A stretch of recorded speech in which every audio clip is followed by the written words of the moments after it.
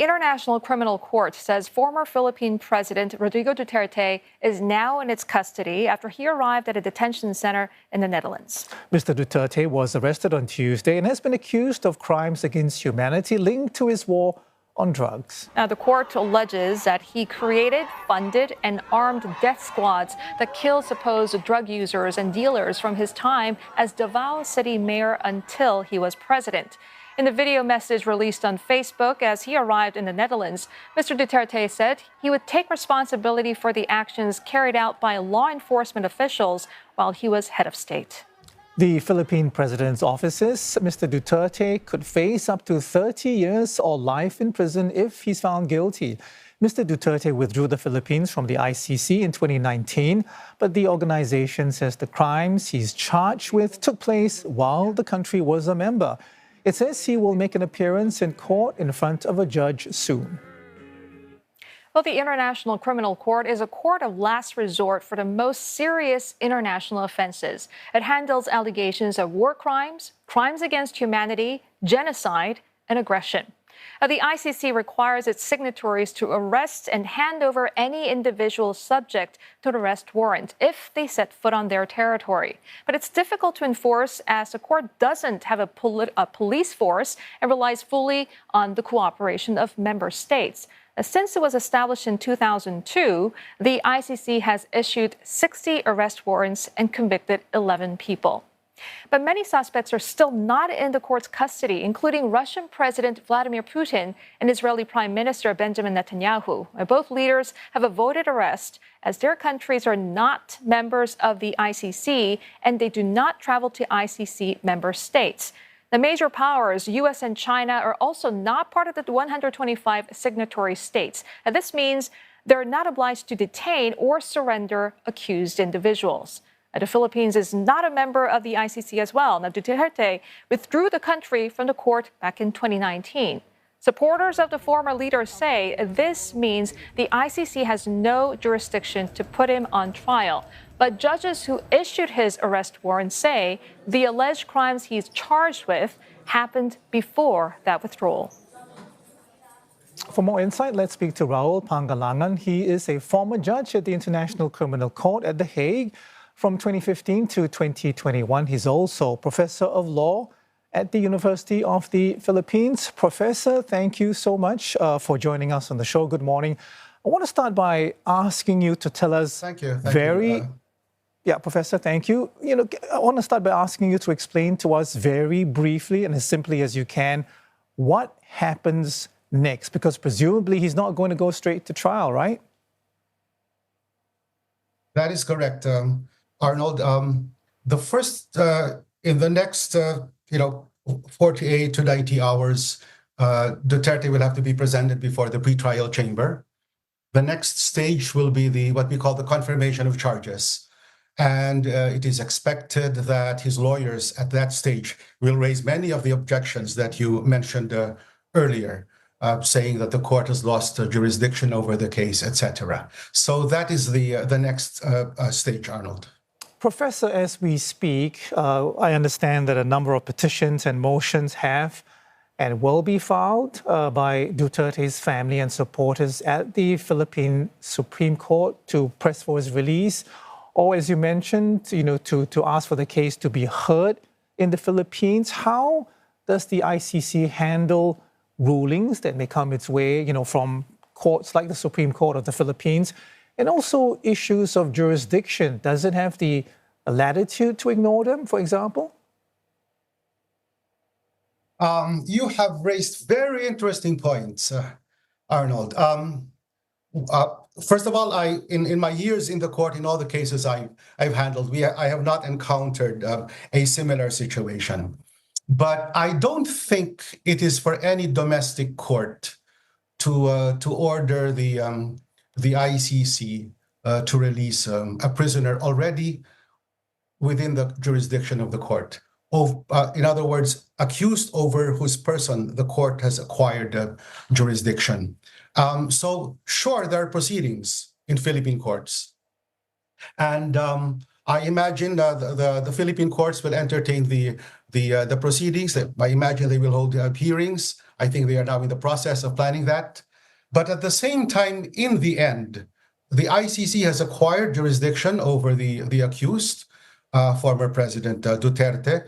And if I go by the record of the court, it will proceed to hear the case all the way to trial and up to the moment of decision of whether to acquit or to convict him. So the two proceedings, those before the ICC at The Hague and those in Manila can move forward fine. But I think in the end, in terms of the proceedings in Manila, I don't think a Philippine court is able to order the ICC to release a prisoner. So, Professor, I wonder, when the accused is a head of state whose crimes span multiple years, what would you say is the biggest challenge for the ICC? Is it the political and diplomatic pressure, or is it the arrest itself? Could you explain? Okay, thank you for the question, Julie. First, the Rome Statute is designed really from the beginning, and I took part in the drafting of the statute, from the beginning to say that there is no such thing as head of state immunity, and that there is no immunity that attaches to the acts committed by, in this case, President Duterte at the time, even at the time when he was president. So I just want to get that issue out of the way. The long-standing issue of head of state immunity before international criminal tribunals. That's the first. As regards the larger question, Julie, you're right. The challenge is more political. It's not legal. It's not doctrinal. Those issues have been dealt with historically from the beginning. In fact, international criminal law has evolved precisely to bring the highest leaders of governments to be accountable for their actions. So the most formidable challenges are political in character, because of course, as noted by the warrant of arrest itself, the pretrial chamber says that he still commands considerable loyalty. It was shown in the video, in the clip that was shown on your show just a few minutes ago, that even in The Hague, he has a mass of followers protesting in his behalf. And so I think that is the political challenge domestically is the real complication. I will not say that there is a diplomatic pressure, because as of today, it's only China that has spoken in behalf of Duterte, and I don't think that sways that moves anyone, whether it is in the Philippine Supreme Court or in the ICC. Okay, Professor. Well, activists are calling for swift proceedings in The Hague. Mr. Duterte seems to indicate that this is going to be a long battle. I mean, from a legal perspective, what's a realistic timeline for such cases, particularly when the accused is, again, a former head of state? And what sort of factors do you think will either expedite or delay the trial process in this case? It is difficult to give the numbers, Julie, but I will say that one factor that works in favor of a more expedited trial of the merits for Duterte is that there is only one crime charged. It is the crime of humanity of murder. So, in the last case that I heard before the court, there were like 75 counts of at least 8 to 9 crimes committed. So, and that took 3 years. But in this case, we just have one crime. That's the first. The second is another factor that might expedite the proceedings is that we call it in the jargon of the court, the mode of attribution, how the accused is connected with the crimes charged. And in this case, he is charged as an indirect perpetrator, for basically abetting the commission of the crimes. And these are facts which can be established with, I think, a manageable group of witnesses, a manageable dossier of documents. So I think if you take into account these two factors, that there is only one crime charged, right, and the mode of liability is that of indirect perpetrator, then I think that they should be able to move faster Okay.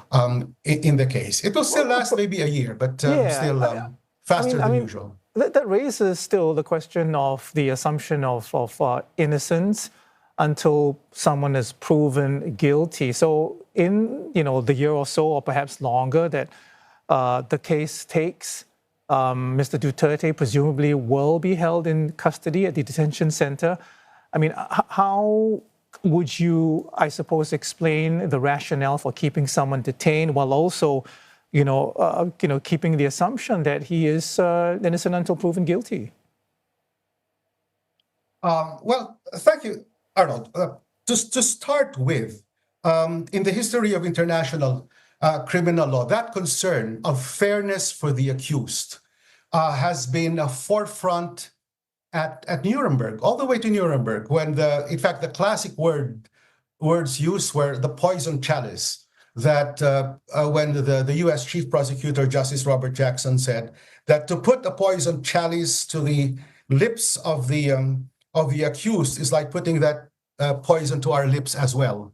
So for everybody's sake, all those guarantees of procedural fairness that you mentioned are in place at the ICC, and I can tell you confidently that all those rights of the accused to a fair trial are respected at the ICC. Now, to go to your other question about a person being detained pending trial, and you're exactly correct, while he still enjoys the presumption of innocence, you see there are countervailing interests. Of course, there is the presumption of innocence. But on the other hand, as the rules provide, and not just at the ICC, but in many other criminal jurisdictions, the accused can be held pending trial if there is a risk that the accused might disappear, will not cooperate with the proceedings. And it is especially important at the ICC because we do not allow trials in absentia. In other words, we require the presence of the accused in during the trial. So if there is a risk of flight by the accused, a risk of being shielded by his political backers, then of course that is a countervailing interest by the court, and that has to be balanced. So just to summarize, indeed there is the right of the accused to be presumed innocent, but there is a countervailing interest to ensure respect and for the integrity of judicial proceedings. Okay, Professor, understood. Raul Pangalangan is a former judge at the International Criminal Court at The Hague and also professor of law at the University of the Philippines. Thank you very much, sir.